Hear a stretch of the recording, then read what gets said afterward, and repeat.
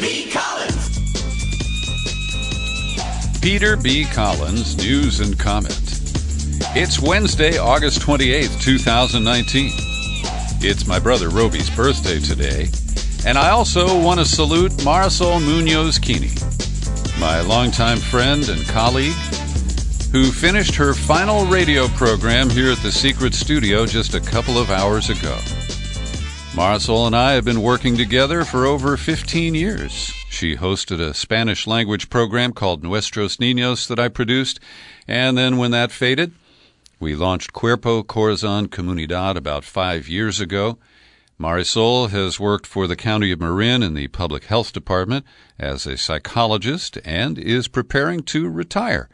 And as I mentioned, she finished her last radio show today, and I'm very proud of the work we did together and the people who we informed, inspired, and assisted over the years. Well, today I lead with a report about the pattern of violent acts by people who have responded to their dear tweeter and their dear leader, Donald Trump. I credit The Guardian for conducting a research and report that we should have seen in corporate media here in the United States by now. And they analyzed going back to 2015 and produced a list of 52 incidents of people who explicitly declared support for Trump or used his slogans during or in connection with acts or threats of violence. People who cited Trump or his rhetoric in subsequently explaining acts or threats of violence. Who committed or threatened violence against opponents of Trump at political events or while wearing Trump-branded attire, signifying their support for Trump. Or publicly declaring an allegiance to Trump before committing or threatening violence against members of political or racial groups. So 2016 is the high watermark so far. There were 17 incidents that met those criteria that The Guardian reports on. In 2017, it was 14, 2018, 10, and so far, here we haven't even reached September, and we have 8 incidents in the current calendar year. And let me just pull a couple of the files here. A person named Lynn, L-I-N. Allegedly, his name is Eric Lynn, He bombarded a Hispanic woman in Florida with threatening racist and pro-Nazi messages on Facebook, plotted to pay someone to kidnap and assault her, and he wrote in one message, "I thank God every day President Donald John Trump is president and that he will launch a racial war and crusade." An unidentified man in Boston in June of this year allegedly placed Scott Eisen, a photojournalist, in a chokehold, punched him in the face while shouting, "Fake news, Trump 2020. John Kless, Tamarack, Florida, April of this year. He threatened to kill several Democrats during telephone calls to congressional offices. He attacked Congresswoman Rashida Tlaib of Michigan for presuming to tell our President Donald Trump what to say. He told Congressman Eric Swalwell, who was momentarily running for president, "You're going to die." He said he'd like to throw Ilhan Omar, the congresswoman from Minnesota, right off the Empire State Building. He was indicted by a grand jury, pleaded guilty to 1 count, and is awaiting sentencing in Florida. And then there's the well-known case of Cesar Sayoc, the guy who was a DJ and worked at a gym, had all those stickers on his van where he slept that solidified his support for Trump and the way he mirrored hatred for those who Trump has attacked publicly or on Twitter. And he's been sentenced to 20 years in prison. His attorney told the court at sentencing the president's rhetoric contributed to Sayoc's behavior. I encourage you to read this report. And in the next day or so, I'll have a podcast posted at Who, What, Why. I interviewed the editor-in-chief of Who, What, Why, Russ Baker, and Mark Carlin, who is the editor of BuzzFlash. And Carlin had written a piece that mirrors what I've said, that Twitter should apply its own standards and either suspend or ban Trump from that platform. And in it we discuss his recent hate speech against the Squad, urging Benjamin Netanyahu to bar Tlaib and Omar from visiting Israel and Palestine. He really has crossed the line into hate speech. And in the podcast, I mentioned that Elon Musk, the mercurial, allegedly billionaire founder of Tesla, is not allowed to tweet about Tesla in any way that could affect its stock price. He's under a court order. And Trump just blithely continues to tweet. Oh, and we've got a dumb one from him today we'll get to in a moment. So the latest kerfuffle in the White House is news surfacing that Trump is so desperate to get some wall built on the southern border that he has instructed aides to just take the land and get it done, and that if they get in any trouble, he's willing to pardon aides who break the law. Now, this isn't the first time he's offered that kind of advice or counsel to his underlings. And an administration official said that Trump may have made the comments, but he was joking. He winks when he does it. But how does that explain that he offered the same idea to Kevin McAleenan, the acting Secretary of Homeland Security, saying that if he ran into legal trouble in exercising Trump's outsized orders, that Trump would pardon him? And at the time, White House officials said the president might have been joking. Well, today they deny that he's ever floated the pardon angle, but you know he has. And so far, the Corps of Engineers and private contractors have only built about 60 miles of barriers that replaces fencing where it already had been built. And the administration has just begun siphoning off money from the Defense Department based on that mealy-mouthed order from the Supreme Court in July, enabling him to steal $2.5 billion from money authorized by Congress for the Pentagon. And now he is grabbing other money from FEMA. Yes, the Emergency Management Agency. And Nancy Pelosi gets this one right. Quote, stealing from appropriated funds is always unacceptable, but to pick the pockets of disaster relief funding in order to fund an appalling, inhumane family incarceration plan is staggering. And to do so on the eve of hurricane season is stunningly reckless. And the money is supposed to pay for temporary immigration courts so that they can rubber stamp instant decisions denying asylum to people without really hearing their cases. And some people will die as a result. I feel very confident in making that prediction. And Trump, he doesn't care. Because they're not white people. Along the border, an agent, Jason McGilvray, has resigned from the Border Patrol after pleading guilty to one count of pummeling a man who was in his custody. He pleaded guilty to deprivation of rights under color of law, part of a plea agreement. With his resignation, he got 1 year of probation and a $25 fine. What did he do? Well, he had taken a man into custody who is known only as BSS.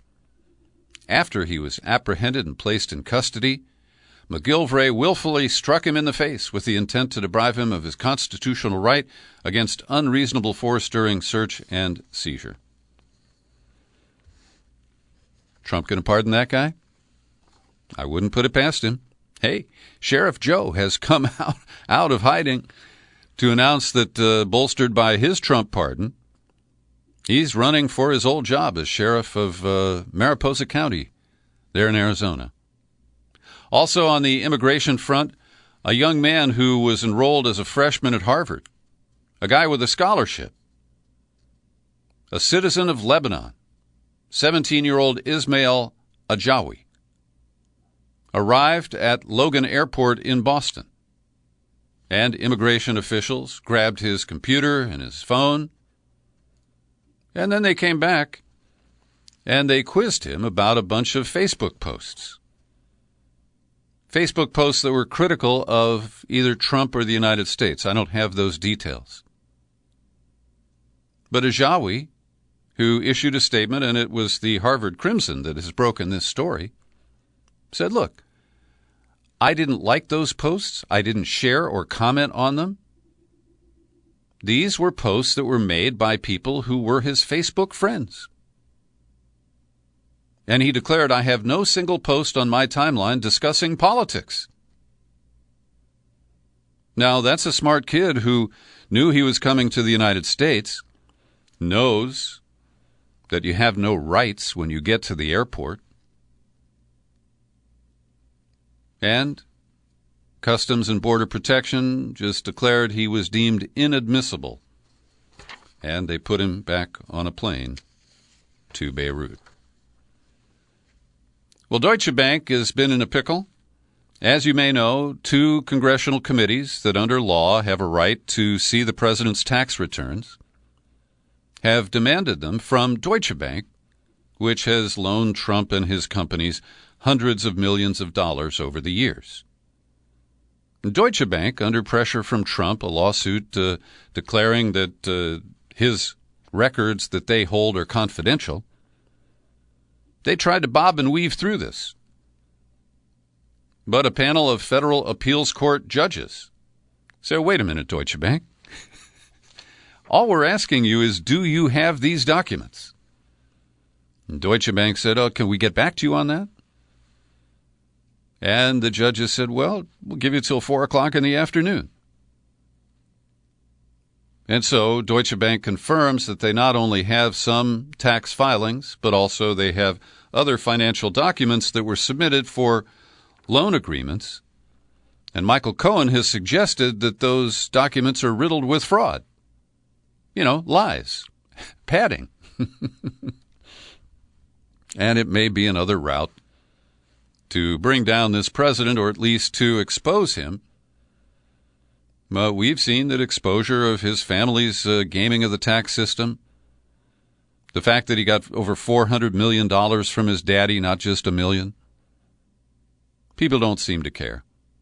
And as long as the Democrats are allergic to impeachment, it doesn't really matter that much.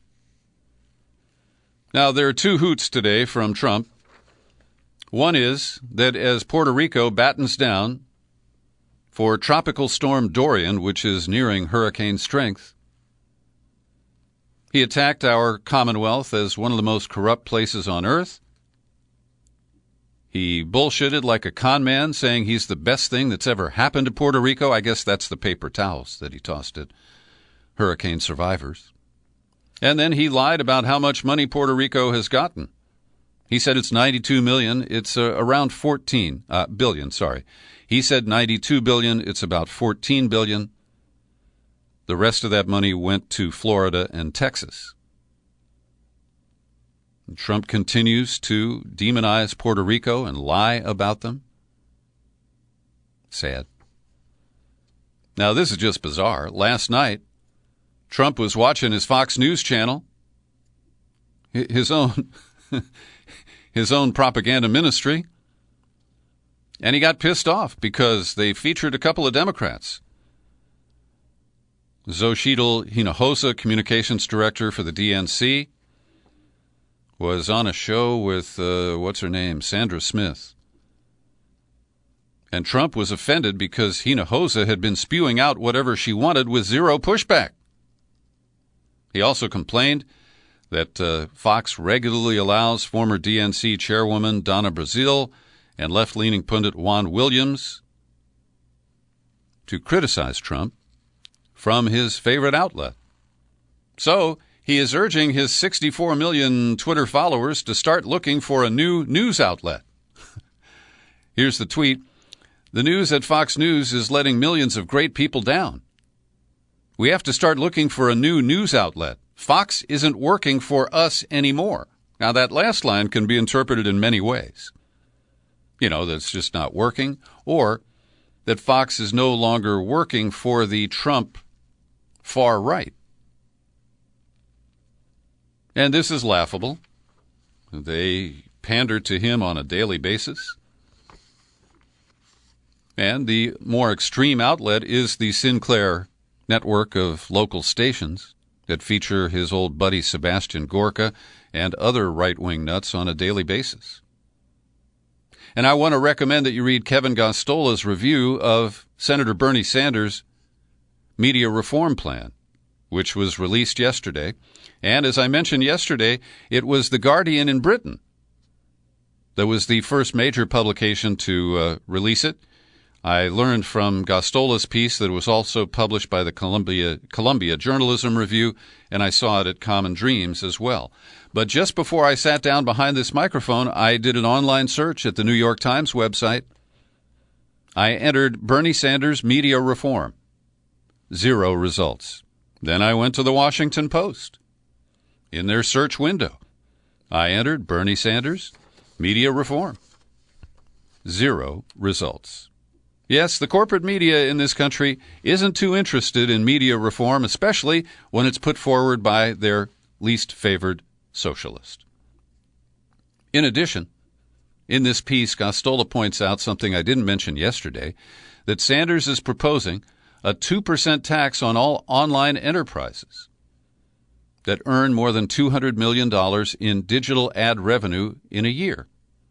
And that would generate almost $2 billion for a new independent public interest media endowment.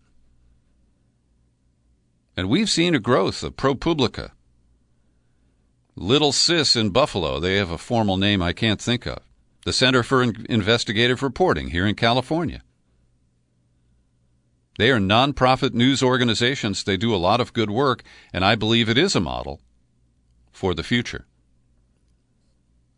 Gostola also mentions that the renegade FCC, run by Ajit Pai these days, a former general counsel and lobbyist for Verizon,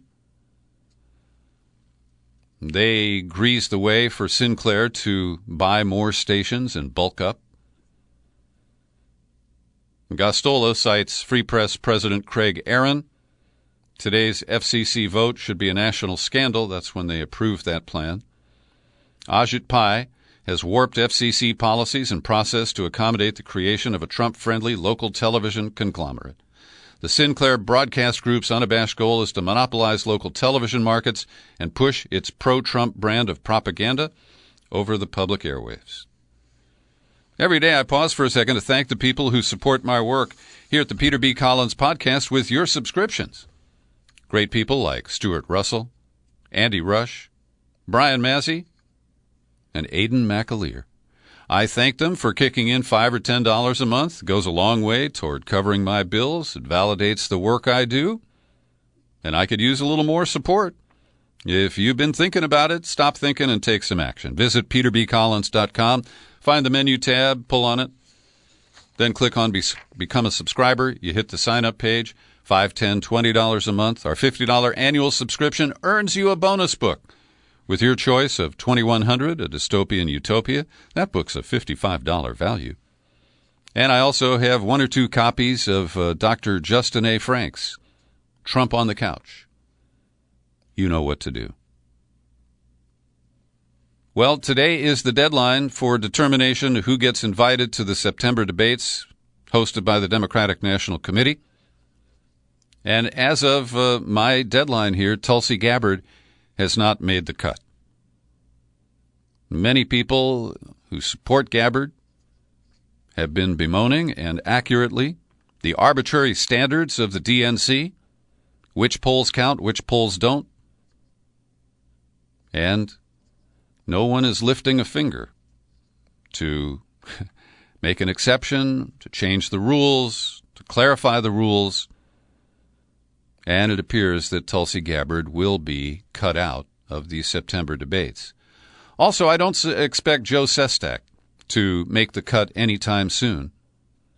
But today I'm releasing in my network a podcast that was up at Who, What, Why a couple of weeks ago. And if you listen to the interview, you can tell I respect Joe Sestak. I have a kind of warm feeling for him. He's a feisty guy who took on the Democratic Party establishment when Barack Obama accepted Arlen Specter into the Democratic Party and elbowed Joe Sestak out of the primary. Well, Sestak won that primary despite the opposition of members of his own party, and ended up with Arlen Specter being defeated. So he's got a lot of courage. He's willing to buck political winds. He presents himself as a unifying candidate. And I think Sestak got in too late. Here's an excerpt from my conversation with former Admiral Joe Sestak, where he makes clear comments about his opposition to military action against Iran. I wore the cloth of our nation for 31 years, as you know, Peter, in war and peace. Worked for President Clinton in the White House, as you mentioned, developing the national security strategy for the nation. So first, I believe that our nation really needs something that's absent right now, and particularly on the Democratic stage, is that we need someone who understands the world, has a breadth and depth of experience, and is able to do a convening of the world that helps us protect our American dream at home. This is important whether you believe in climate change, because 85% of the greenhouse emissions come from overseas, or whether it's in the liberal world order, China, that's beginning to impose its values of might makes right. Second, this nation most needs what you brought up, Peter, someone who's willing to be accountable to people above party, willing to run against, as I did, the president of my party, when they endorsed Arlen Specter, who had attempted to humiliate Anita Hill. And I think that shouldn't have stood. And so I went against my party at a cost and beat him, but at a cost. But I think that's what we need most, because third, if you are accountable to people, then you can begin to unite this nation. Because if we don't have a president who is trusted by the people, even when disagreeing we'll never be able to move forward on policies that are needed here at home, like training for a lifetime for our laborers who most need it because they work with hands and their minds, and we are ignoring them. And so that's why I'm running for president. That's former Admiral, former Congressman Joe Sestak from Pennsylvania, talking about why he is running for president. And I do think his foreign policy views are strong. I wasn't so impressed when I asked him about Medicare for All, and he seems to need to bone up a little bit on the history of U.S. sanctions and policy related to Venezuela. So I don't expect Joe to be turning the tide of the Democratic primaries, but I think he's an interesting man, a principled guy who deserves to be heard. And speaking of Iran, you remember back in June, Trump at the very last minute canceled an attack on Iran for the alleged shoot-down of a U.S. drone and their alleged meddling with tankers in the Persian Gulf. Well, we now learn from leaks to the New York Times, leaks that they want us to know about, that very night we launched a cyber attack against Iran. The leakers say it was successful, and it degraded Tehran's ability to target shipping traffic in the Persian Gulf, at least temporarily. The strike on the Revolutionary Guard's intelligence group, according to a senior official, diminished their ability to conduct covert attacks. Now, we don't know. What do? Blow up a spreadsheet? I find this a little far-fetched, and it appears to be part of a propaganda initiative where they're trying to flex cyber muscles against Iran.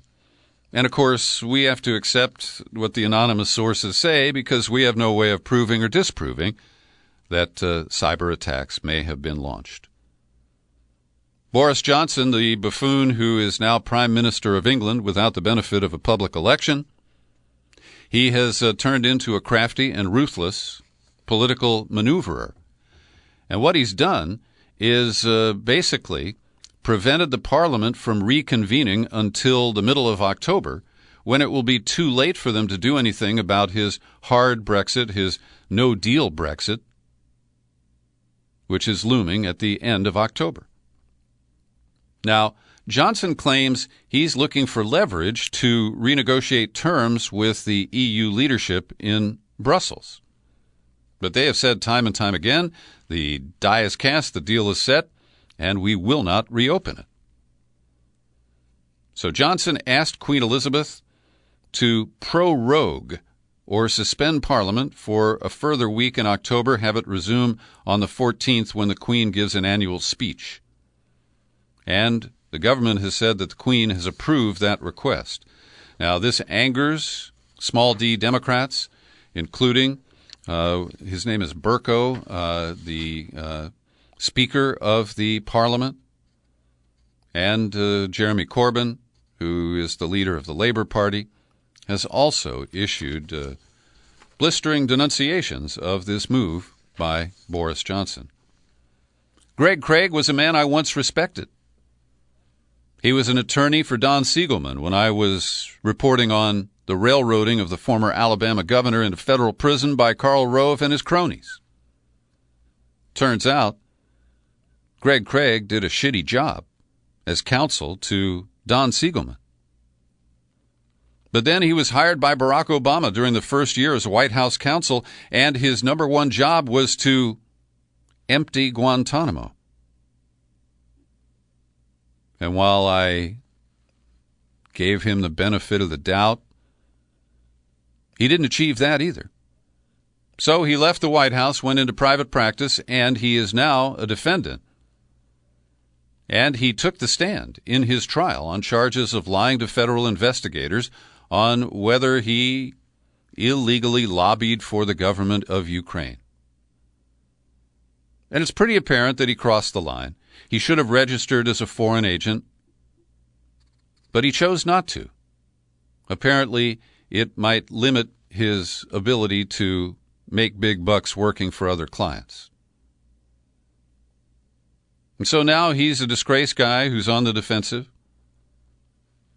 They did dismiss one of the charges and just left the lying to investigators for the trial. But Craig was knee-deep in Paul Manafort's scheme to try to rehabilitate the Yanukovych government, to sweep under the rug his imprisonment of Yulia Tymoshenko, one of his major rivals. And that's the ugly story of Greg Craig. The Sackler family appears to be moving toward what's called a global settlement. The Sacklers are the profiteers who brought us OxyContin. And the family is willing to cough up $3 billion from their wealth. It's estimated that they pocketed somewhere between 12 and 15 billion from opioids. But they're offering up $3 billion so far. And they would allow their company, Purdue Pharma, to go into bankruptcy and emerge as a private company in a public, changing from a private company to a public beneficiary trust. And then they would peel off the billions of dollars from the OxyContin business and pay off states, cities, towns, tribes, and all of the defendants who have filed lawsuits against Purdue Pharma.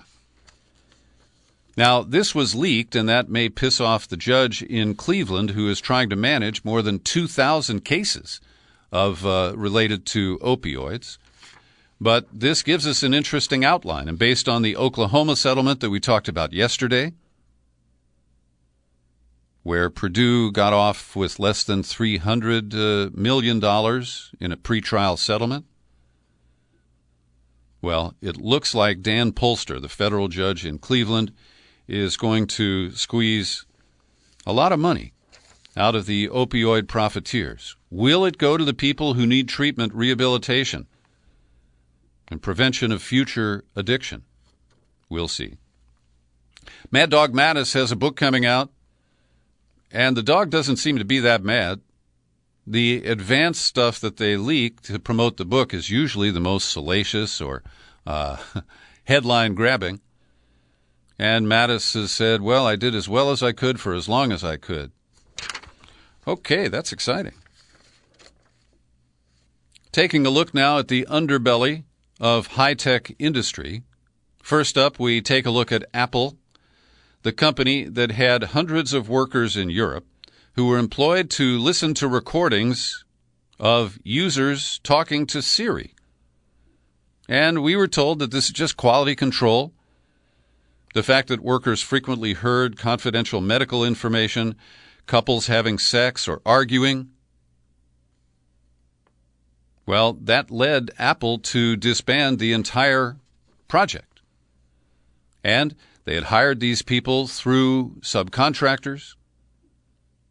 And after Apple was embarrassed by the disclosure of the monitoring of Siri, well, they suspended these people, and now they have fired them all.